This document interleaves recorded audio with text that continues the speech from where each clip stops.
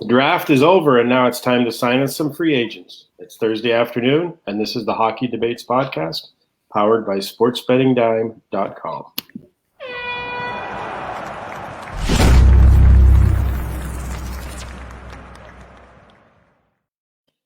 Welcome, everyone. I'm Bob Duff, and as always, joined by our regular Thursday panel, the Hall of Fame hockey writer and my co-host Kevin Allen, and Sascha Paruk, the lead odds maker for sportsbettingdime.com, and of course, the hockeydebates.com podcast is powered by sportsbettingdime.com.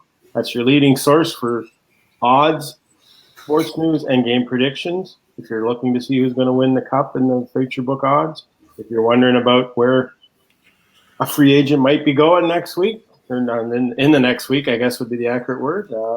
All the information, all the odds are right there at sportsbettingdime.com. We'll be talking about some of their odds today, and we'll leave you a link at the end of the show so you can go check them out for yourselves. So, Kevin, we're on the brink of free agency, and more new names today added to the list. And on Khudobin deciding he's going to see what he's worth and not stay with the Dallas Stars. And after 17 years, Corey Crawford will no longer be part of the Chicago Blackhawks organization. Just what we needed, more goalies on the market. Yeah, no, but if you're Khudobin, I don't think it's a big risk. I'm sure Jim Nill and he had a conversation, and he said, probably Nill wasn't offering what he wants, and I'm sure Nill said, test the market, but call us back. And knowing Khudobin and what he went through and the fondness he has for being part of all that, I bet that's good enough on a handshake that the Stars will be given an opportunity to match. So it's the best opportunity for Khudobin, because I'm sure he wants to maximize the reward for how he played in that, and I don't think it's a big risk for Dallas. I'm sure they'd like to have him back because he played so well, but they're sitting back there with Ben Bishop. They don't really, and Jim Nill has been down this road before. If you pay your goalies a combined too much money, it just has such a negative impact on your salary cap. So he's got to be careful. And, it's one of those situations where both parties are trying to do what's best for them. And sometimes it falls apart. But I just have a feeling he'll end up back in Dallas. Well, normally this would be starting on July 1st, which is, of course, Canada Day, Canada's birthday. And it always seemed appropriate to me that unrestricted free agency should begin on Canada's birthday, because after Christmas, it's probably the biggest day in Canada. Every Canadian, I've heard Canadians say it's right that it should be a national holiday, but they think it's because it's free agent day, not because it's the birthday of the country. But I was kind of surprised, Sascha. I was looking around today to see if there were any kind of prop bets on what free agents might go where, and there really isn't. And you see that with the draft. Certainly there was a number of prop bets for the NHL entry draft. It's such a huge thing in Canada. Is it just not a big enough thing in America to make it worth setting up prop wagers? Yeah, I think that is basically why you're not seeing much that's out there. In the past, when there has been a really, really big name free agent, like we were talking before, John Tavares, when he was heading into free agency, there were prop bets up on where he was going to end up. But unless you have a name of that sort of caliber, you're generally not going to see very much at sportsbooks. And Alex Pietrangelo, great defenseman though he is just he doesn't have the name recognition enough for odds makers to want to spend too much time on it, because their handle just isn't going to be high enough to justify it. Yeah, it is a deep class of unrestricted free agents, Kevin, but I think Sasha's pretty correct in saying it's not a really sexy class. There isn't kind of that, I guess people would try to argue Taylor Hall might be that guy, but I don't think Taylor Hall's lived up to the hype that he was given when he was taken first overall. No, I would agree with you. And even Pietrangelo, this is a high caliber defenseman, but, we're not talking Victor Hedman here. He's not a guy that just wows the opposition. He's a high functioning elite defenseman who's as good defensively as he is offensively. And while he may be treasured by his coach, in terms of colossal superstar name recognition, he's probably not the guy. And your assessment on Hall is right on the money. And there are a lot of guys that are going to be free agents, but when you look at the difficulty that NHL teams are now having moving cap space, creating cap space through moving bad contracts. I just wonder if there's going to be enough money. I think we're going to see a lot of guys, when the music stops, they're not going to have a chair. They're either going to have to accept for what them would be considered, poor wages, or, they're going to have to sit a while, because I don't see that there's enough money to give these guys their comparable value that they probably expect. Flash, if you look at the Stanley Cup tracker at sportsbettingdime.com after the NHL draft, there were a couple teams that had slight improvement. I know some Montreal Canadiens odds shortened a bit. The New York Rangers obviously getting Alexis Lafreniere, their odds shortened a little bit, but really there wasn't a lot of movement. I mean, people have to understand that the NHL draft's not the NFL draft or the NBA draft. You're not getting a guy coming in that's going to suddenly turn your team into a contender. You probably have to go all the way back to the year Guy Lafleur was drafted by the Canadiens to find a year when the first pick in the draft had the potential to make the team an instant Stanley Cup champion. Yeah, I mean, you look back to Crosby's first year in the league, McDavid's first year in the league. Sure, they put up numbers, but their teams were not really that much better than they had been the year before. I think the only draft that is less impactful on the following season is Major League Baseball. And so odds makers are entirely correct to basically leave the Stanley Cup futures exactly where they were the day before the draft as compared to the day after the first round and the second round and the third round of the draft. Because adding one rookie, two rookies to your next season's lineup is going to make basically zero difference. You see that from game to game in the NHL. It takes a player of sort of McDavid's stature, Kucherov's stature, or a very good starting goalie to even move the money line odds for an individual game when you take them out due to injury. For the most part, taking out one single player or adding in one single player to a team for any particular game is not going to change the odds that are being put up by the odds makers, at least to start with. I'm going to make a prediction, though. Whenever Askarov joins the Nashville Predators, whenever that is, I think it'll have an impact on the odds. I just think he's already developed a reputation, and I was amused. I just Googled the stories that were being written about him, and there's such a level of an anticipation for him, and based on how well he's performing in the KHL, based on his comparison to Vasilevsky, based on the need for a goal in Nashville because Rennie is 112 years old. And all of those factors. So when he comes over here, and you've seen that before, I would guess, with super prospects, that maybe it changes it a little bit. But by the time he comes over here, he'll be pretty well established. So I see the KHL as similar to the AHL, and so he'll have a couple of years probably of KHL, I would guess, domination, and then he'll come over here. But it'll be interesting to see. But I wouldn't doubt it. It's not going to, make them a favorite, but it's. I bet it will alter the line a little bit. Well, let's talk a little bit about Nashville since you brought them up, Kevin. I've been hearing a lot of buzz about them being major players in the free agent frenzy, and that's not kind of the reputation they have. David Poile isn't viewed as a riverboat gambler type of GM. He's kind of been a build through the draft, make astute trades, try to piece it together. He really has never kind of thrown money at his problems. But you're hearing they're going to be a big player for Taylor Hall, for instance. Well, I think all of that is true. I think he's actually misread. If you look at his history, I think he's been one of the more aggressive general managers. Like, because he's soft spoken, we tend to think of him as this sort of moving kind of slowly. But this is the guy that talked Paul Kariya into going there. This is a guy that gave Jason Arnott a huge contract when he hadn't even met him. Like, he hadn't even talked to him on the phone, and he signed him as a free agent. There had been no discussion about how he was going to fit.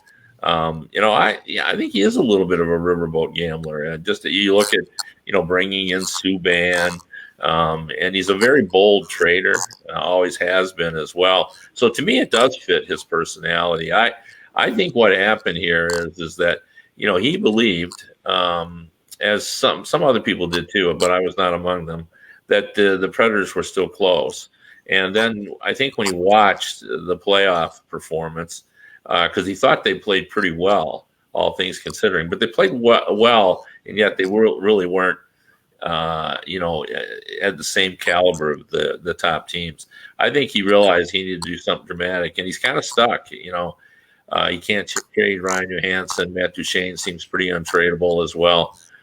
So it's going to be interesting. He bought out Turris. As far as I know, Nashville the only other person they've ever bought out is JP Dumont. Now, I wouldn't be shocked if just some others that I'm forgetting, but I think that's the only significant player they've ever bought out. So that's new. But I think it's because they do want to try to go after Taylor Hall, and I know they're still trying to move either Johansson or Duchene, and because they really want to shake up this lineup. Yeah, they can't score. Yeah. Like Nashville, the reason that odds makers have liked them and sharp bettors to some extent have liked them is because their sort of advanced analytics say that they should be winning more hockey games. They have a good Corsi, they have a good Fenwick. They sort of outchance their opponents in terms of high danger chances, but they can't put the puck in the net, at least in recent history. Another team I've heard that a lot about lately, that they're not looking very good number-wise in terms of wins and losses right now, but if you look at their analytics, they're not that far away from being a decent team, and that's the Los Angeles Kings. Now, there's a team that's got tons of prospects coming in their system and just added another really good one in Byfield. And they're expected to be a team that might be a player in the free agent market, and as people are saying, maybe not that far away from being a playoff team. What do you think about that? I don't think they are far away from it. And they, people are talking about they have a nice collection of young players. Turcotte, I think is a player that's going to step right out of college and have an impact, because he's so advanced as a defensive player. Usually the problem is even if you're a gifted offensive player, and he is that, you don't really get the opportunity because the coach can't stand the way you play defense. But Turcotte is already pretty good defensively. He's a good two-way guy. He's a smart guy on the ice. And so, he's going to step in. As you mentioned, they've gotten Byfield. He'll get an opportunity.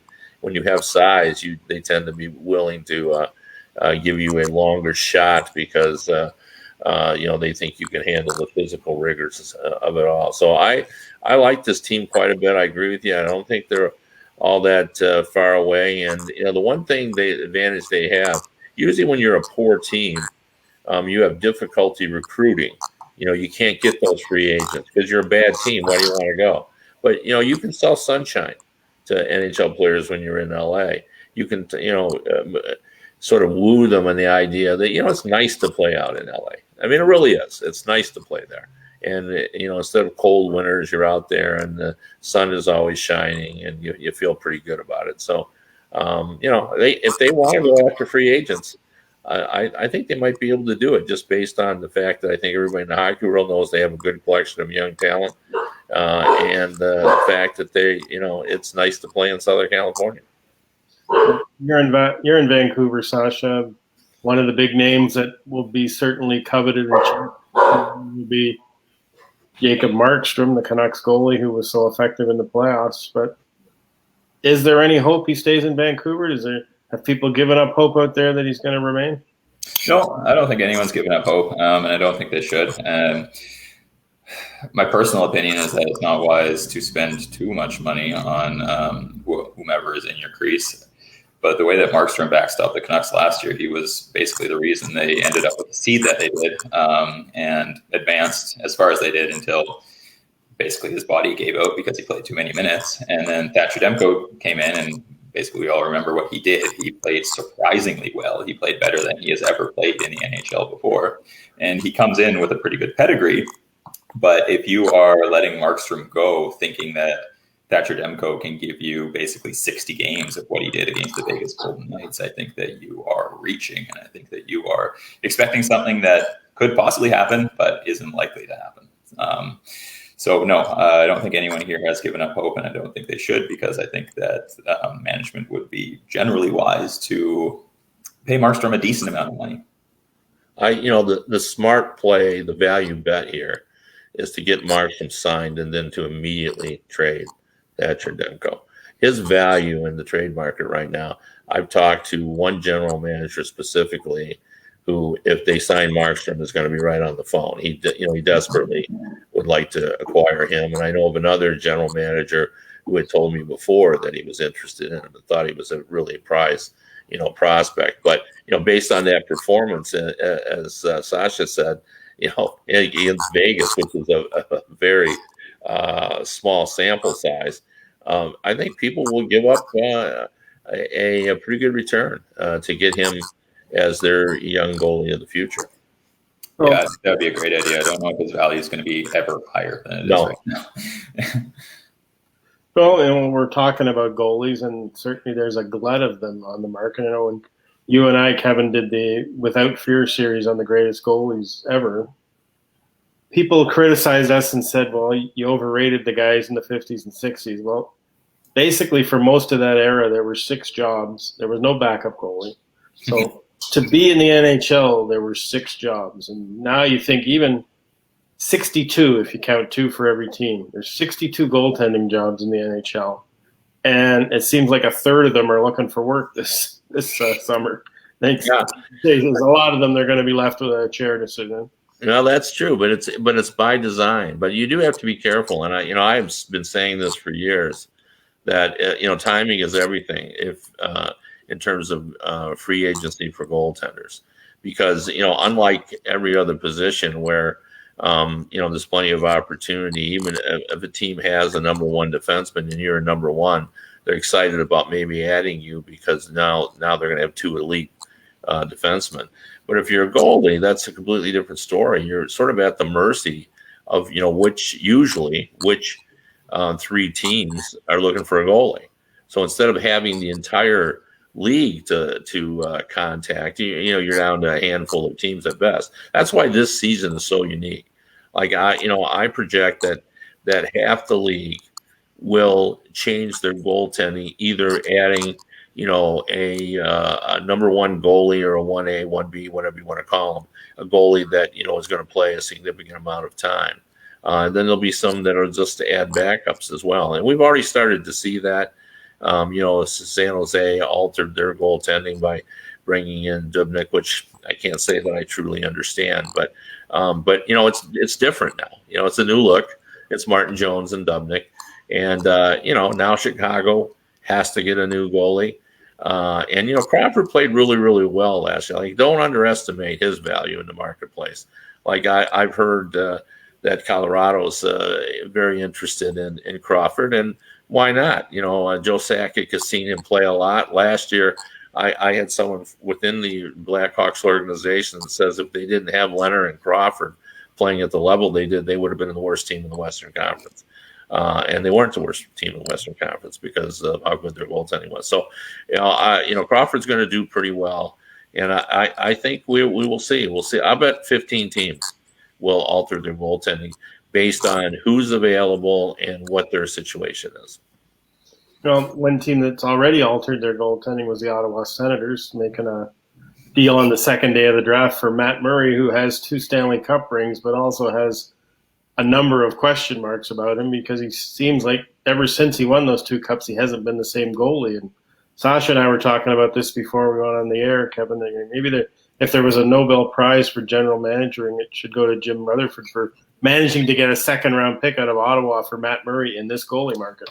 Well, but I'll tell you this story. I was on Pittsburgh radio about a month ago, and this has been out there for a long time. They're going to trade Murray, and the good people in Pittsburgh and the radio people were convinced that they were going to get a first-round pick for Matt Murray. And I had to break it to him gently that no first-round pick will be had for Matt Murray. And yesterday, when they got the second-round pick, I got a nice note from somebody in Pittsburgh saying, I remember you being on that radio, and he said, there were people that were very unhappy with you that made that pronouncement. But, Matt Murray's .899 save percentage this season, I'm sure scared some people off. Like, Murray looked great when they won back-to-back championships, but he was young, didn't know what he didn't know.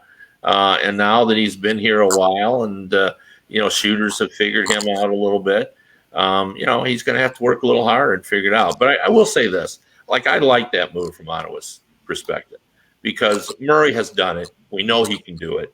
He just needs to sort of figure it out. And, now he's at a different stage and, he's got to realize that everybody's figured him out. Now he's got to be a little bit different. He's got to probably do things a little bit differently, but he's at the right age to fit with this group. He's not 30, he's 26. And, we like all these young players. I thought Dorian was brilliant on draft day. And I think he made all the right moves. He got the either the first or second best defenseman. He got the fastest guy in the draft. He got the grittiest guy, people tell me, in Ridley Gregg.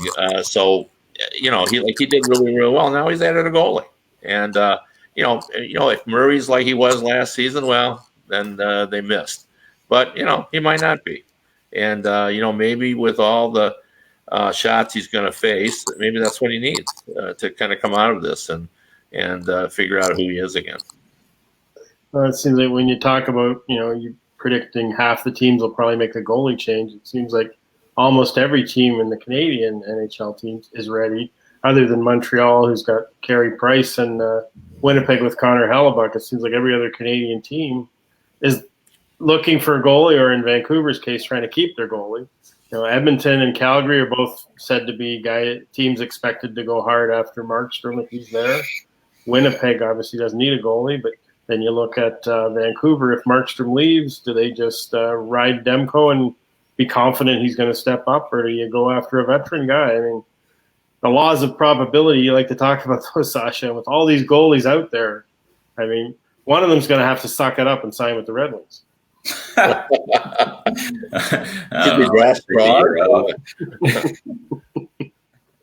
You say it's a. I don't like. I mean, being a goaltender myself, I don't like drafting them in the first round. And as you say, Sasha, I don't like paying them a ton of money and giving them a lot of term. As much as I think John Gibson's a great goalie, I just scratched my head at that contract Anaheim gave him. They basically signed him for the rest of his life. You don't know that a goalie, all it takes is one groin injury or one knee injury, and that goalie's not the same guy. It just seems like as much as you need them to win, it's kind of the great paradox of hockey. You can't really afford to invest a lot of your future in them. No, you really can't. And signing a goalie for that long, I think, is incredibly unwise, because you're going to be going through different stages in your team building. For some years, you're going to be extremely competitive, and then you're going to be going through a rebuild. And when you're going through a rebuild, the last thing you want to be doing is paying your starting goalie $8, $9, $10 million. It just eats up valuable space. It's your team is not competitive. You don't need a great goalie back there. At that point in time, you might be better off as a franchise letting in a few more goals and getting a higher draft pick year after year. And it's better on your team. You want competition for the net. Like, I think coaches love it when, writers, get to write, so-and-so stole the net, from the starter, because it means that guy was just playing probably out of his mind. And, you don't want a goalie getting complacent. And when you got a guy with a 7-year contract at, a big dollar amount, I think they can get a little complacent, and they know that the guy underneath them, no matter how well he plays, is probably not going to get the net. Maybe he will in a short period of time, but it's coming back to you. So there's so many reasons not to give the guys the big ticket, but I think in some cases it's difficult not to do it when the guy is performed. I mean, it really does take a fair amount of gumption to face a guy that has been brilliant for you and say, no, I'm just not going to give you those 6th and 7th and 8th years on a contract.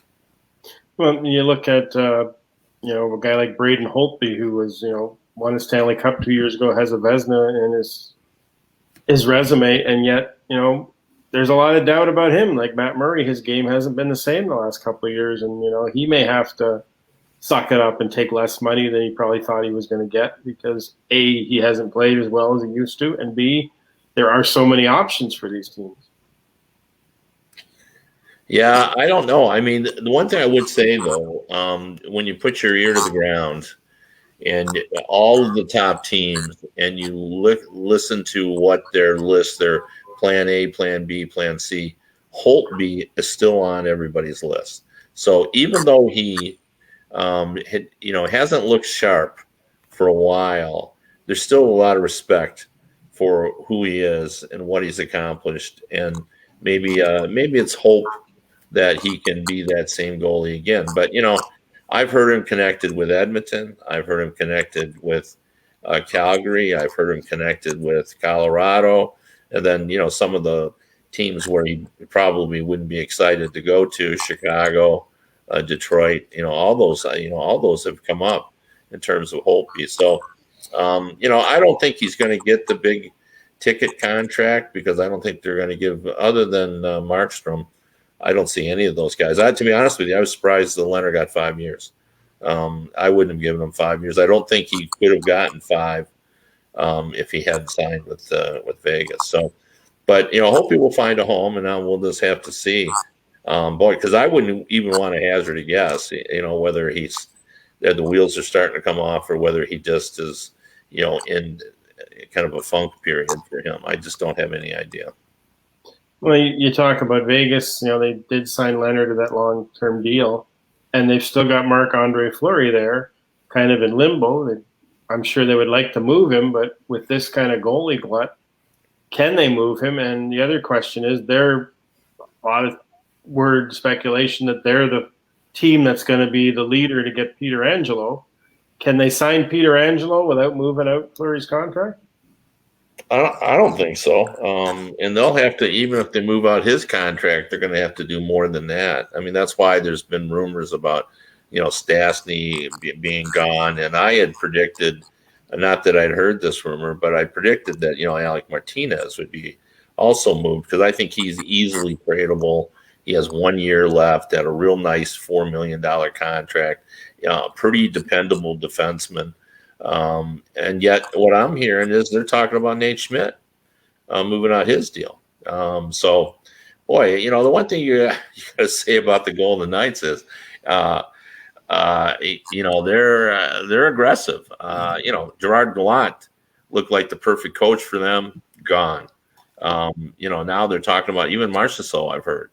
They've really kind of changed in a short period of time. And, you would expect that with most expansion teams, because the guys you draft aren't going to be there when you're ready to compete. But a lot of these guys have played pretty well for them and are pretty good players. So it's kind of surprising to kind of see all the changes that they're undergoing. But maybe they clearly didn't like what they saw with Fleury last year. But here's my prediction about Fleury. It sure seems like Bill Guerin is positioning himself in Minnesota to get Fleury. Now, I don't know that for sure, but that's what I feel. Like, he knows him really well, played with him, and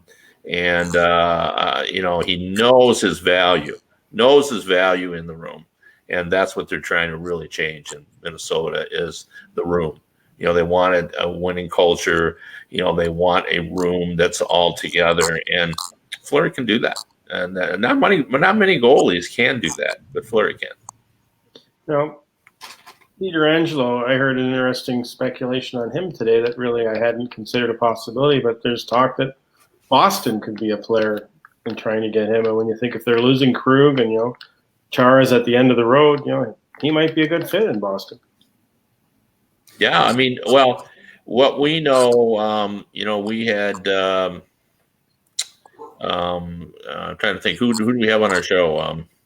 Joe Haggerty? Joe Haggerty was a fine beat writer for the NBC Sports there on their website. And he pointed out that one of their objectives is to get a little bit bigger on defense. I mean, realizing, of course, that, Chara, is not going to play forever, although he may try. And Torrey Krug, as much as, he's a dynamic offensive force, and I think he's underrated defensively. I mean, he's got some Brian Rafalski, if everyone remembers him, in that he's spunky and he's just difficult. Like, you come in on him and he's just a pest. And you're going, he's not huge. You're not afraid of him, but you know he's ornery, and it's just not going to be fun to try to get past him. So I think Krug has that going for him. But I think the Bruins feel they got to get bigger, as Joe pointed out, Joe Haggerty, and Pietrangelo is pretty good size, and he's good defensively, and I think that's what they want to see. That's the Bruins, trademark. If you're going to go play in Pittsburgh, and this has been true, I covered the league for 35 years. It's been true for 35 years. You want to be a Penguin, you better have some offensive magic in your game. And if you want to go to Boston and you want to play for that organization, you better be pretty good defensively, because that's been their tradition through a bunch of different coaches all the way through. They want you to be good defensively in Boston. That's just the way it is. Well, this is the way it is for us. We're once again out of time, and another fast, rapid-paced talk about what might happen in free agency when it starts tomorrow. Come Tuesday, when we're back with you again, we'll be able to talk about which GMs forgot they had a salary cap to deal with and signed too many people, and which players had to take a haircut because of the salary cap considerations. I'm Bob, he's Kevin, and he's Sasha, and we'll be back with you Tuesday. This has been the HockeyDebates.com podcast, powered by Sports Betting Dime. Thanks for joining us.